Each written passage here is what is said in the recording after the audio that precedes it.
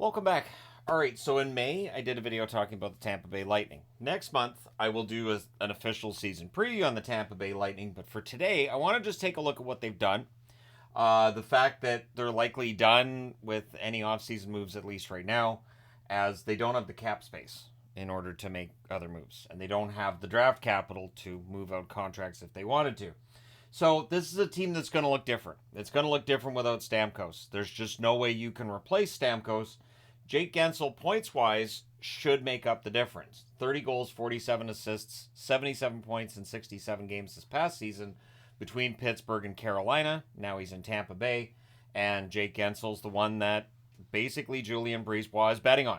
Julien Brisebois, if this move doesn't work, he could find himself out, right? This is a Tampa Bay team that is expecting to stay in contention this year.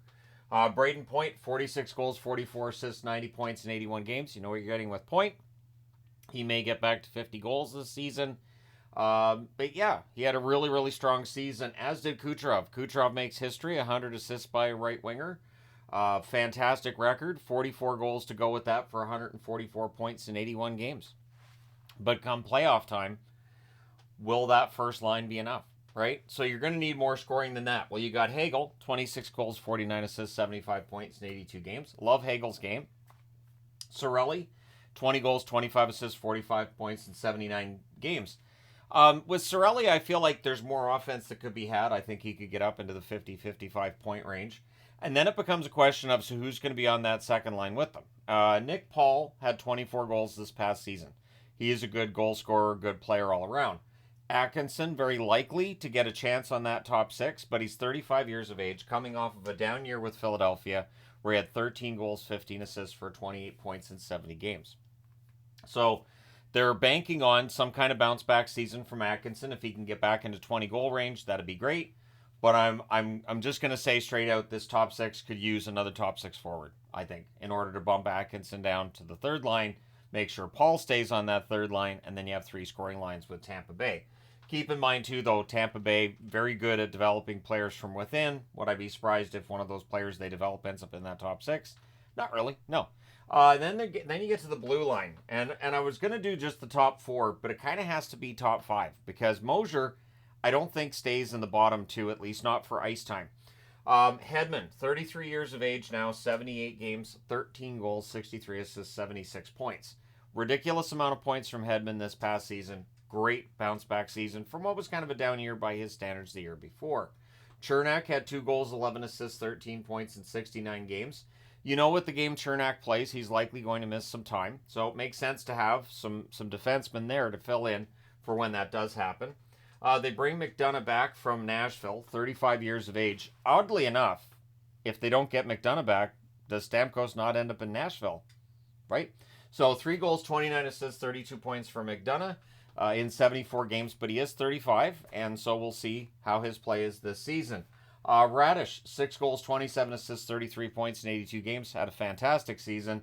And J.J. Mosier, added from the Utah hockey team, played in Arizona last year, of course, 5 goals, 21 assists, 26 points in 80 games.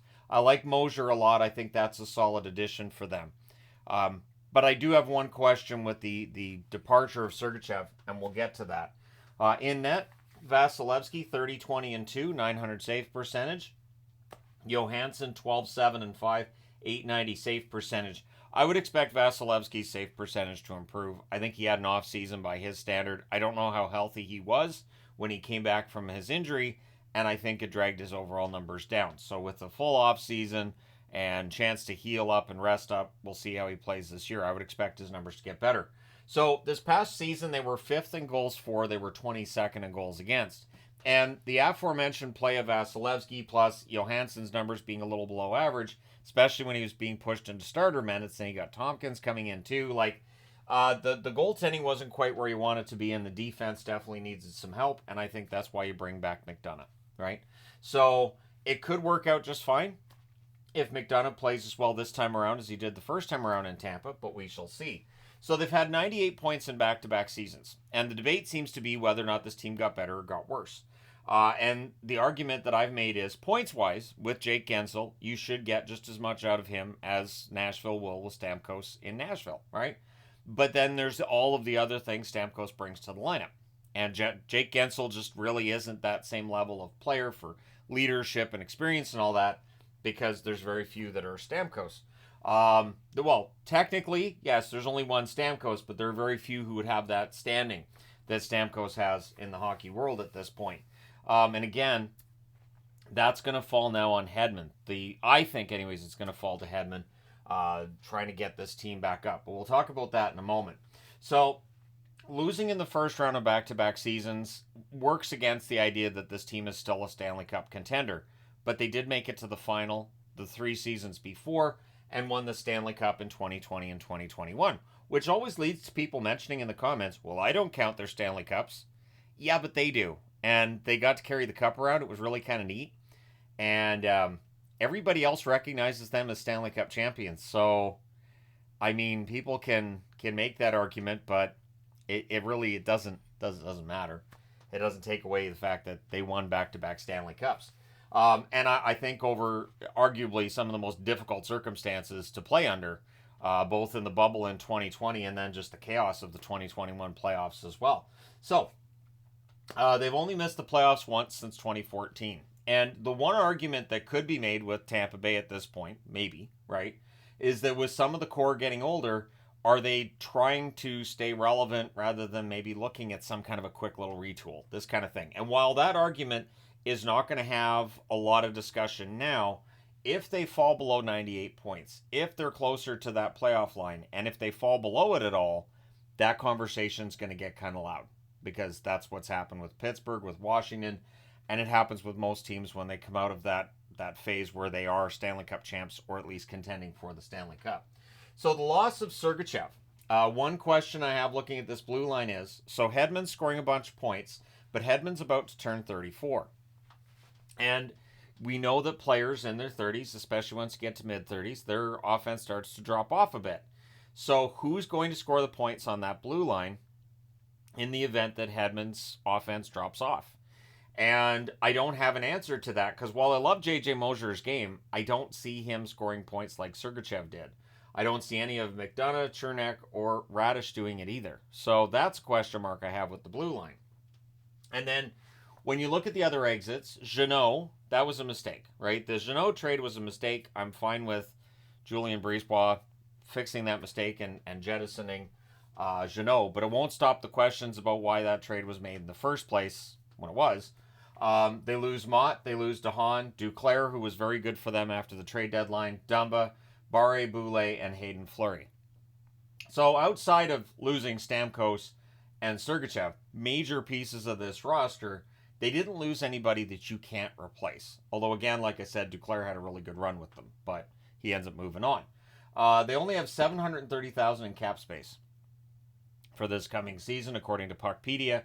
They have no first or third round pick either in 2025. So again, they don't have the draft capital to trade players. And with no first round pick in 2025, you don't want to be in a position where you might miss the playoffs, right? And we can argue that Florida, Boston, Toronto may very well still be ahead of them. And then the question becomes which teams behind them are going to become more of a threat. I think Detroit's going to be dangerous this year. So I do have questions about the leadership. So in all likelihood, Hedman gets the captaincy. Kucherov, Point could very well be the alternates. But again, losing Stamkos is huge. And it is very difficult to replace what he did. And I don't think anybody really truly can. I think that, again, I think Hedman is going to be the captain. I'd be shocked if it was anybody else. Unless it's Kucherov. I could see it with Kucherov. Kucherov's a little bit younger than Hedman too. But yeah, I do think it has to be one of the two. Now, there are a couple of other additions worth mentioning here. Girgensons and Ullinen, two hardworking bottom six forwards who will keep the other teams honest. But the amount of offense you get from either Girgensons or Ullinen is limited. So you get that hardworking, blue-collar, bottom six forward with both players. But if you're looking for more goals, it's likely not gonna happen. But again, Gensel should offset what was lost with Stamkos leaving, right? And Gensel is younger than Stamkos. Now, the 30 and up crew, even with the jettisoning of Stamkos and bringing in Gensel, who's not quite 30 yet, you have Kucherov, Sherry, Atkinson. Again, Atkinson, 35 years of age. Gergensons, Glendening, Hedman, and McDonough. So there are a number of players that are 30 and up, and again, that can be an indicator of when a team's coming out of their contention phase, since usually players will be in their prime and producing their best in their early to mid 20s, and once you get into the early to mid 30s, you do see that offense drop off a bit.